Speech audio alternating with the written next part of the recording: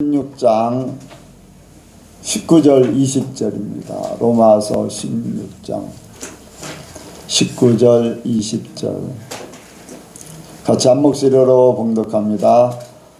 너희 순종함이 모든 사람에게 들리는지라. 그러므로 내가 너희를 인하여 기뻐하노니 너희가 선한데 지혜롭고 악한데 미련하기를 원하노라. 평강의 하나님께서 속히 사단을 너희 발 아래 상하게 하시리라. 우리 주 예수의 은혜가 너희에게 있을지어다. 아멘. 한번 인사합니다. 잘 오셨습니다. 은혜 많이 받으시기 바랍니다. 예수님을 닮으시기 바랍니다. 이 시간 나누는 시간입니다. 간증하실 분, 질문하실 분 자유로 하시기 바랍니다. 예.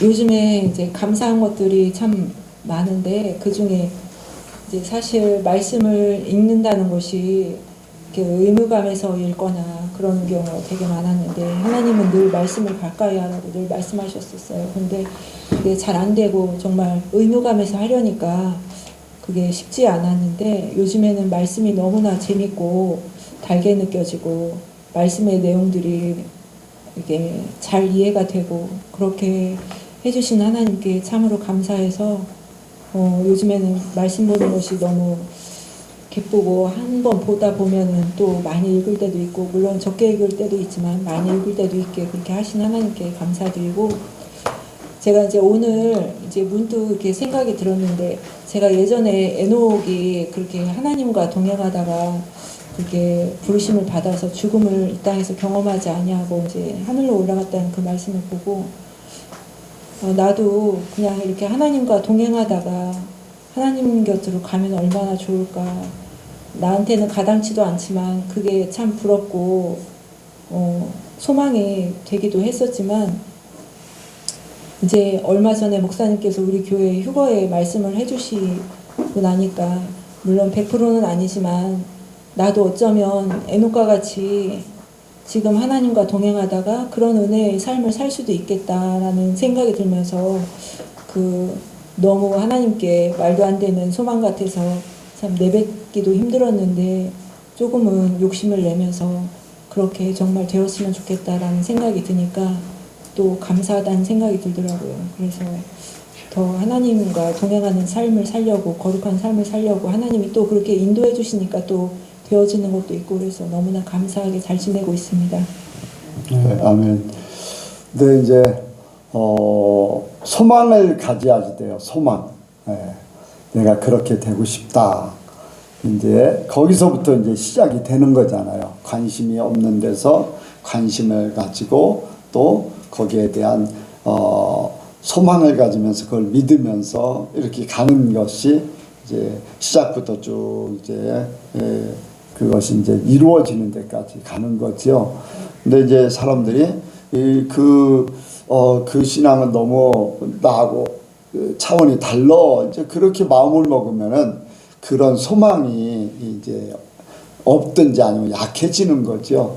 그러다 보면 그런 삶을 추구하지를 잘 못하거든요. 그런데 우리에게는 성령께서 계시기 때문에 그때는 성령이 안 계셨잖아요. 우리에게는 성령이 계시기 때문에 성령께서 그런 소망을 더욱 갖게 하시고 또 가르쳐 주시고 또 우리를 인도하실 줄로 믿습니다. 그래서 나는 부족하고 가당치 않는 것 같지만 내가 아니라 내 안에 하나님이 내 안에 성령께서 이루신다. 나는 순종한다. 나는 그것을 소망하면서 따르기를 원한다 할 때 하나님께서 이루실 줄로 믿습니다. 그래서 모든 것은 우리가 그래요. 믿음으로 구원을 얻는다. 그런데 그 믿음이 믿음되게 하는 것, 삶이 이제 야고보서에 보면은 행함이 있는 믿음이 행함이 없는 믿음은 죽은 믿음이다. 그럼 행함이 있는 믿음은 산 믿음이다. 그런데 그 행함이 있게 하는 것도 성령님 하나님이세요.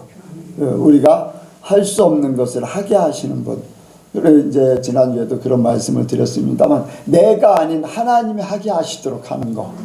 그렇게 그래서 구원은 하나님이 하시는 거다. 내가 노력하고 내가 수고하고 내가 내 힘으로 하는 게 아닌 하나님이 나를 하게 하신다. 그리고 최종적인 결론은 하나님이 그렇게 이제 천국으로 데려가신다. 내가 올라가려고 하는 게 아니라 하나님이 그렇게 하시다가 하나님이 데려가신다. 이제 그렇게 믿고 나가면 될 줄로 합니다. 그래서 모든 구원은 하나님이 이루신다. 그리고 우리의 선한 행위를 이루게 하시는 분 하나님입니다. 이제 그렇게 하시면 됩니다. 내가 잘해서 내가 잘 살아보려고 하는 게 아닌 성령께서 인도하시는 대로 그대로 살아가는 거. 그렇게 되면은 자연적으로 이루어질 줄로 믿습니다. 또 다른 분요? 다른 분 없어요. 우리가 우리 주변에 이제 이렇게 함께 하는 사람들이 이제 교회를 이제 이렇게 가게 됐다는 소리를 들으면 굉장히 좋아요. 우리 교회에 올 수도 있지만 아니면은 이제 다른 교회를 가든 그런 이제 사람이 생긴다는 것이 굉장히 좋지요.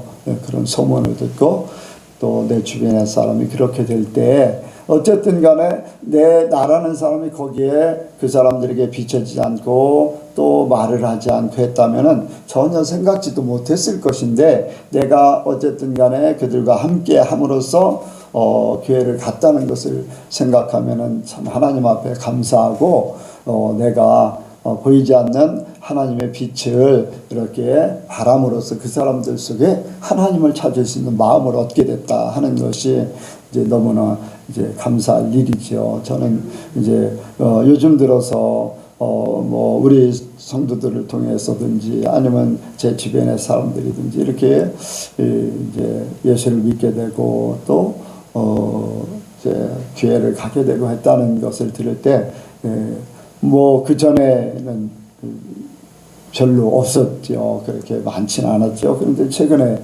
들어서 그런 일들이 많아지는 것을 감사하게 생각합니다. 말씀을 듣도록 하겠습니다.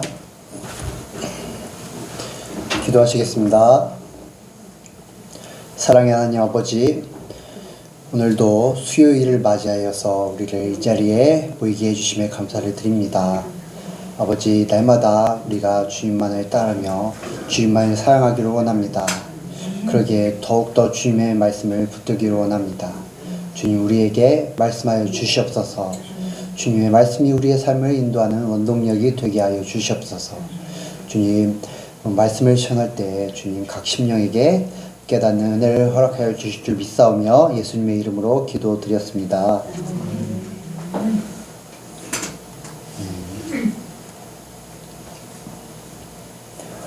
세상을 사는 데는 많은 지혜들이 필요합니다. 이제 지혜가 없으면은 세상을 사는데 세상을 살 수는 있습니다. 근데 많은 것들을 손해보고 또 많은 일들에 대해서 피해를 보고 또 사람들에게 무시를 당하는 경우도 있습니다. 그래서 이렇게 이 세상을 보면은 또 사람들의 각 삶을 보면은 사람마다 체득한 그런 지혜들이 있고 또 우리 이제 사회적으로 선교 때부터 이어져 온 그러한 삶의 지혜들이 있습니다. 그리고 그 지혜를 또한 어떻게 활용하는가도 참 중요합니다. 어떤 지혜는 삶에 유익한 지혜가 있고 또 어떤 지혜는 사람들에게 피해를 주는 지혜가 있습니다. 이 성도들이 사는 저와 여러분들에게 필요한 지혜도 또 중요한 지혜가 있습니다. 그 지혜를 또한 저와 여러분이 어떻게 활용하는가가 또 중요합니다.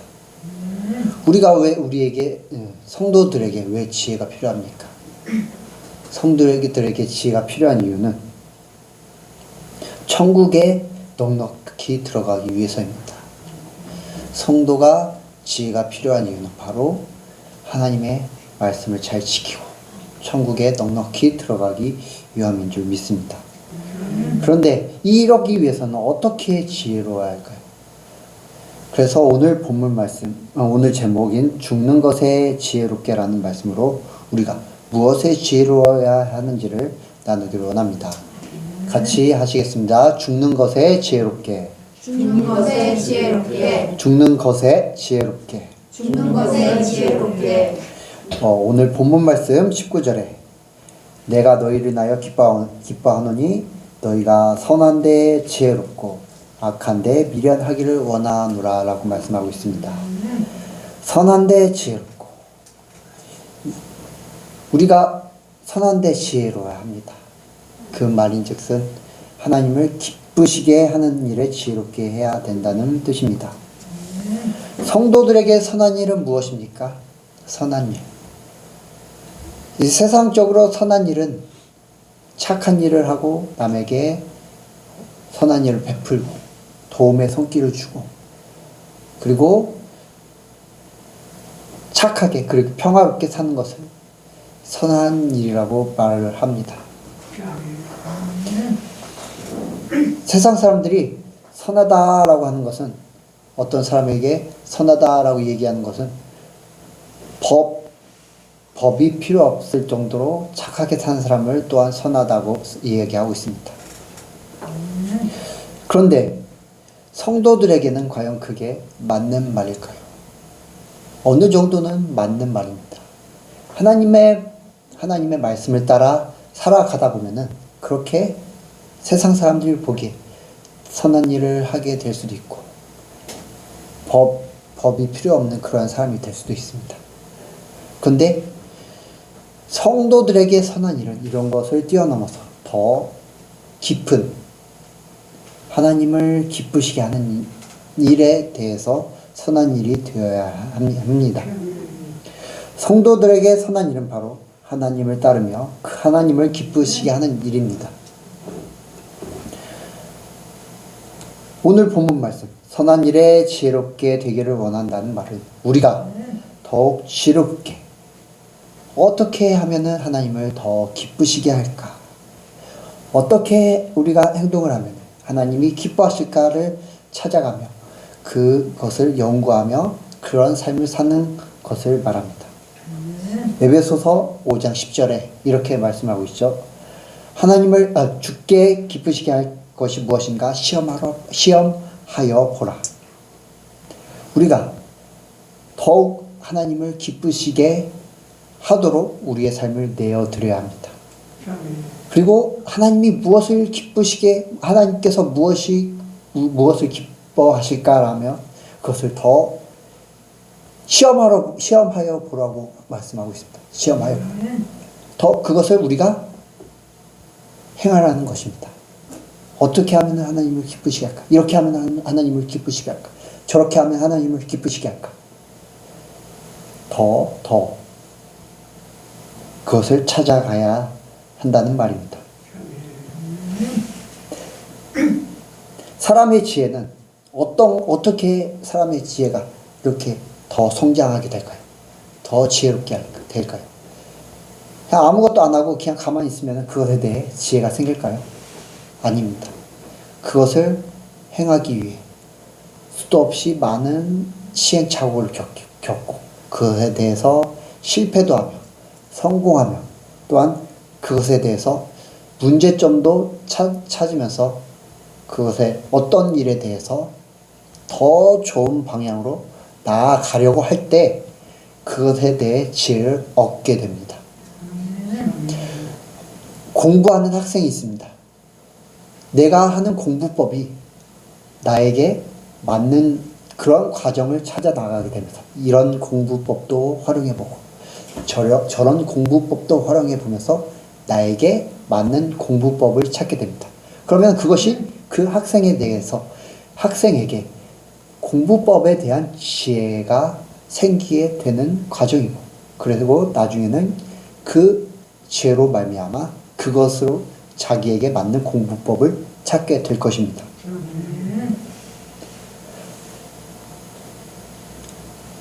선조들의 지혜를 또한 우리는 볼 수가 있습니다. 지금은 사라졌지만 아궁이를 땜으로 인해서 온도를 데피는 그러한 지혜, 또한 황토로 집을 짓는 지혜, 심지어 김치를 담그는 것조차 선조들의 지혜가 들어가 있습니다. 이러한 지혜들은 선조들이 수많은 시행착오를 겪고 연구를 하고 고심하고 하면서 그러한 지혜를 우리에게 물려주게 되었습니다. 하나님을 기쁘시게 하는 지혜 역시 마찬가지입니다. 하나님을 기쁘시게 하는 지혜는 우리가 어떻게 하나님을 기쁘시게 할까? 계속 우리의 삶을 그 하나님을 기쁘시게 하는데 초점을 맞추면서 행할수록 그 지혜가 우리에게 쌓이게 될 것입니다. 그런 과정을 거치면서 많은 시행착오를 겪을 수도 있습니다. 그래야지 우리는 어떤 것이 하나님을 기쁘게 하는 것임을 확실히 알 수가 있게 되는 것입니다. 그렇게 시행착오를 거치면서 우리의 생각과 하나님의 뜻이 맞지 않는다고 할지라도 결국 그 내면에는 우리의 그 마음은 하나님을 향해서 초점이 맞춰져 있기 때문에 하나님은 그것을 결코 나무라고 하지 않으실 것입니다. 왜입니까? 더 우리가 하나님을 향한 마음으로 가득하기 때문입니다. 하나님을 주께 기쁘시게 할 것이 무엇인지 시험하여 보라. 우리는 우리의 삶을 더욱더 하나님이 기뻐하시는 것이 무엇인지를 향해 나아가야 할 줄 믿습니다. 그것이 우리를 더욱더 그것에 대해 우리를 지혜롭게 만들 것입니다. 하나님을 기쁘시게 하기 위해서는 우리는 하나님께서 우리에게 어떤 것을 바라시는지, 또한 우리에게 무슨 말씀을 하시고 싶으신지를 알아야 합니다.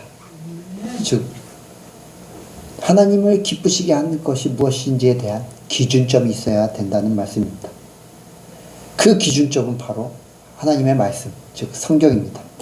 만약 하나님의 말씀을 알지 못하고 하나님을 기쁘시게 한다면 우리는 그 하나님과 전혀 상관없는 일이 되어버릴 수도 있습니다. 하나님을 기쁘시게 한다고 하면서 하나님과 전혀 상관없는 우리의 열심을 낼 수가 있게 됩니다. 많은 교회들이 하나님을 위하한다며 하나님을 섬긴다며 많은 행사들을 하고 있습니다. 그러나 그것은 결국에는 그들은 하나님을 기쁘시게 하는 것이 아니라 사람들을 즐겁게 하고 사람들의 그런 눈을 즐겁게 하고 사람들을 만족시키는 그러한 일을 하게 될 뿐입니다. 그렇게 저와 여러분은 그 기준점, 하나님을 기쁘시게 하는 것에 대한 기준점을 알아야 합니다.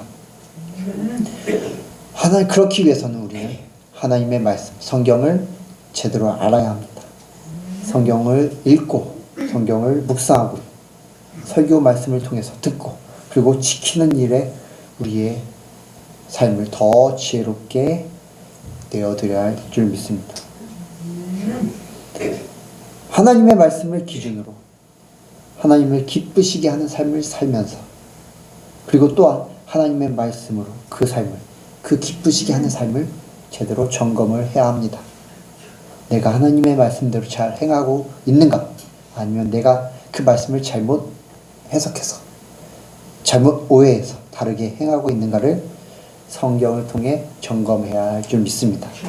그럴 때 우리는 성경의 말씀이 우리의 지혜가 되어서 하나님을 더욱더 기쁘시게 하는 일에 풍성하게 될 줄 믿습니다. 두 번째로 나를 기쁘게 하는 일에는 미련하게 해야 합니다. 하나님을 기쁘시게 하기 위해서는 나를 기쁘게 하는 일에는 미련해야 합니다. 즉 나를 죽여야 한다는 말입니다. 나에 대해서 나의 것을 비워야 된다는 말입니다. 나를 기쁘게 하기 위한 행동을 한다면은 하나님을 기쁘시게 할 수가 없습니다. 왜입니까? 나와 하나님은 공존할 수 없습니다. 예수님께서도 이렇게 말씀을 하셨죠. 이를 중히 여기면은 저를 경히 여기고, 저를 중히 여기면은 이를 경히 여긴다.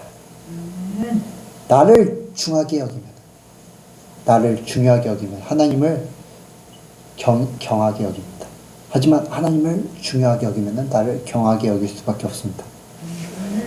로마서 8장 5절에서 8절 말씀에 또 이렇게 말씀하고 있습니다. 육신을 따른 자는 육신의 일을, 영을 따른 자는 영의 일을 생각하나니 육신의 생각은 사망이요 영의 생각은 생명과 평안이니라. 육신의 생각은 하나님과 원수가 되나니 이는 하나님의 법에 굴복하지 아니할 뿐 아니라 할 수도 없음이라. 육신에 있는 자들은 하나님을 기쁘시게 할 수 없느니라. 육신을 따르는 자는 육신의 일을 생각합니다. 즉 나를 기쁘게 하는 자는 나의 먹을 것, 나의 마실 것, 나의 입을 것, 나의 미래를 생각합니다. 나의 육신의 것들을 계속 생각하는 것입니다. 혈통, 육정, 사람의 뜻을 계속 생각한다는 것입니다. 그러나 영을 따르는 자는 영의 일을 생각합니다. 즉 하나님을 기쁘시게 하는 자는 나를 생각하는 것이 아니라 하나님을 생각하는 것입니다. 또한 육신의 생각은 하나님과 원수가 되고 육신에 있는 자들은 하나님을 기쁘시게 할 수 없다고 말씀하고 있습니다. 나의 것들을 생각하는 자, 육신의 것을 생각하는 자는 하나님과 원수가 되는 것입니다. 또한 그러한 자들은 하나님을 기쁘시게 할 수 없다라고 말씀을 하고 있습니다. 그렇게 나를 위해 사는 자, 나를 기쁘게 하는 자, 나의 육신을 기쁘게 하기 위해 사는 자들은 결코 하나님을 기쁘시게 할 수 없는 것입니다. 그래서 하나님을 기쁘시게 하기 위해서는 나를 기쁘게 하는 모든 것들에 대해서 미련해져야 합니다. 미련한 것은 무엇입니까? 미련한 것. 최근에 이제 계속 얘기가 나오는 손해를 보는 것이 미련한 것입니다. 세상 사람들이 딱 볼 때 어떤 것에 대해서 손해를 보고 있습니다. 그러면 말합니다. 아, 왜 이렇게 미련하게 행해? 미련하게 해? 이렇게 하면은 너 손해보지 않잖아. 근데 왜 그렇게 해서 손해를 봐? 참, 너 참 미련하다. 이렇게 얘기를 합니다. 또한 어떤 것에 미련하다라고 하면은 그것에 왜 미련합니까? 그것을 생각하지 않고 그것에 대해서 무지하기 때문에 미련하게, 그것에 어떤 일을 행할 때 미련하게 행동하게 됩니다. 그것에 대한 지식과 경험이 전혀 없기 때문에 그것에 대해서 미련할 수밖에 없습니다. 지혜가 없기 때문입니다. 나를 기쁘게 하는 일에 대해서 미련한 것은 나를 기쁘게 하는 일에 대해서 손해를 보기 때문에 미련한 것입니다. 그리고 그것에 대해서 나를 기쁘시게 하는 것, 나의 육신에 대해서 생각을 전혀 하지 않고 그것에 대해서 내려놓을 때 우리는 미련해질 수 있습니다. 계속 그것에 내가 어떻게 하면 손해를 보지 않을까, 내가 어떻게 하면 나의 육신을 더 기쁘게 할까 생각하게 되면 그것에 대해서 더 좋은 방향으로 더 지혜롭게 갈 수밖에 없습니다. 그렇게 되면 하나님을 기쁘시게 하는 것이 아니라 나를 기쁘게 하는 것이 됩니다. 그렇기 때문에 그것을 내려놓고 그것에 대해서 우리는 미련해야 할 줄 믿습니다. 아브라함을 한번 살펴봅시다. 아브라함이 롯과 함께 고향을 함께 떠나왔습니다. 그런데 서로의 소유가 많아지자 같이 있지 못하게 돼서 서로 이제 헤어지려고 합니다. 아브라함이 롯에게 네가 원하는 땅을 골라보라 라고 얘기합니다. 그렇게 롯은 기름진 요단 지역을 고르고 그쪽을 향해 떠납니다. 하지만 아브라함은 황폐한 돌무더기 가득한 가나안 땅에 남습니다. 세상 사람들이 보기에 어떠한 사람이 더 지혜롭고 어떠한 사람이 미련합니까? 롯이 지혜롭고 아브라함은 미련하게 보입니다. 하지만 아브라함이 그렇게 미련하게 행함으로 인해 하나님께 큰 축복을 받는 역사가 일어나게 됩니다. 또한 다니엘과 다니엘의 세 친구 바벨론으로 포로로 잡혀가서 그들이 왕의 그런 왕 아래에서 교육을 받습니다. 3년 동안 그 똑똑한 자들은 왕 안에서 3년 동안 왕으로부터 나오는 그러한 음식들을 먹으면서 기름진 음식들을 먹으면서 성장하게 됩니다. 그런데 다니엘과 세 친구는 그것을 거부합니다. 그 대신에 채소를 먹습니다. 세상 사람들이 보기에는 미련한 일입니다. 왜입니까? 그렇게 왕으로부터 나오는 것들을 거부하면 언제 왕에게 미움을 사서 해를 입게 될지도 모르고, 그리고 그렇게 맛있는 음식들을 거부한다는 게 일반적인 생각으로는 얼마나 미련한 일입니까? 하지만 다니엘과 세 친구는 그렇게 육신의 것으로부터 미련하게 해가고 하나님을 더욱 생각하는 마음은 더 지혜롭게 되어서 결국에는 그들은 어떻습니까? 나중에 결과를 봤을 때 왕으로부터 주어진 음식을 먹은 자들보다 더 얼굴색이 더 좋았고 더 튼튼했다고 말을 하고 있습니다. 저와 여러분도 세상 사람들이 보기에는 미련할지라도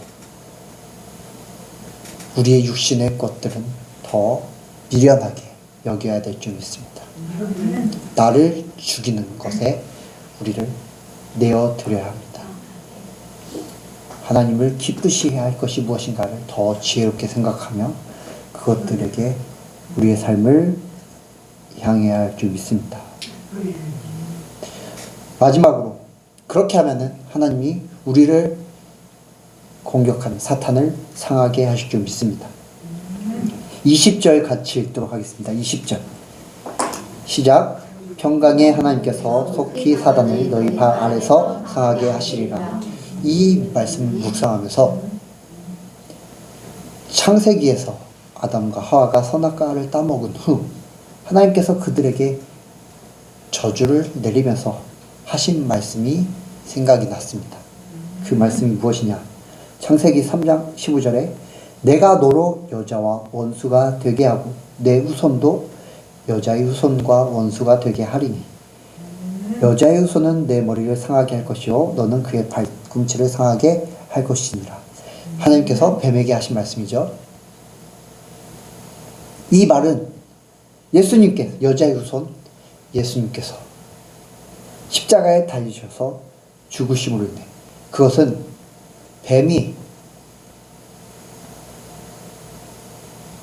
그 여자의 후손 발 뒤꿈치를 상하게 한다는 말입니다. 그런데 그러므로 인해 예수님께서 사탄의 권세를 이기신다는 말씀입니다. 바로 예수님께서 뱀의 머리를 밟으신 것입니다. 그리고 예수님께서 그렇게 하심으로 사단으로부터 오는 모든 죄와 사망의 권세를 다 이기셨습니다.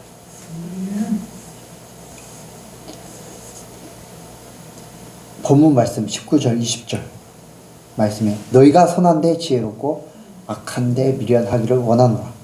평강의 하나님께서 속히 사단을 너희 발 아래서 상하게 하시리라.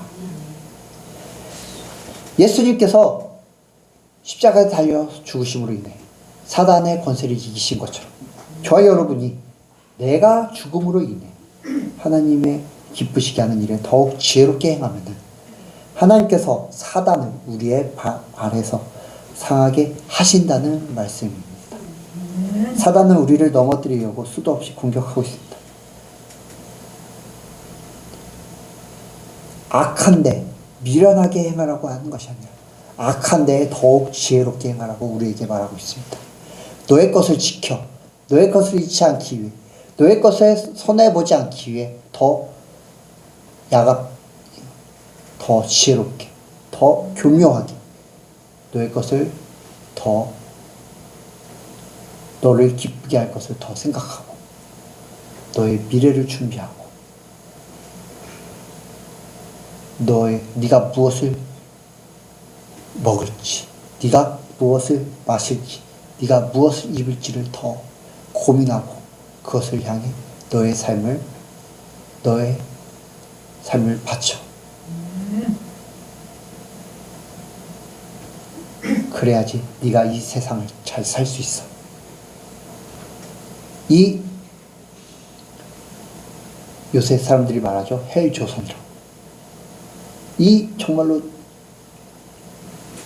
지옥보다 더한 세상을 살기 위해서는 그렇게 악한데 지혜로워져야 돼. 그래야지 네가 이 세상에서 살아남을 수 있어 라고 말을 합니다. 하지만 우리는 그것에서부터 이겨야 합니다. 그렇게 우리는 날마다 그런 나의 자아, 그리고 세상의 방법들, 가치관들과 날마다 싸웁니다. 이길 때도 있고, 넘어질 때도 있습니다. 우리의 노력과 우리의 힘으로 하려고 할 때 우리는 이길 수가 없습니다. 왜입니까? 우리의 힘보다 사단의 그런 능력이 더 크기 때문입니다. 하지만 이 말씀에서도 말하고 있습니다. 선한 데 지혜롭고 악한 데 미련할 때, 즉 내가 죽고 하나님을 더욱 기쁘시게 할 때, 예수님으로 살 때 하나님께서 사단을 우리의 발 아래에 상하게 하실 것이다 라고 말씀하고 있습니다. 사단의 권세를 이기는 것은 우리가 아니라 바로 하나님이십니다.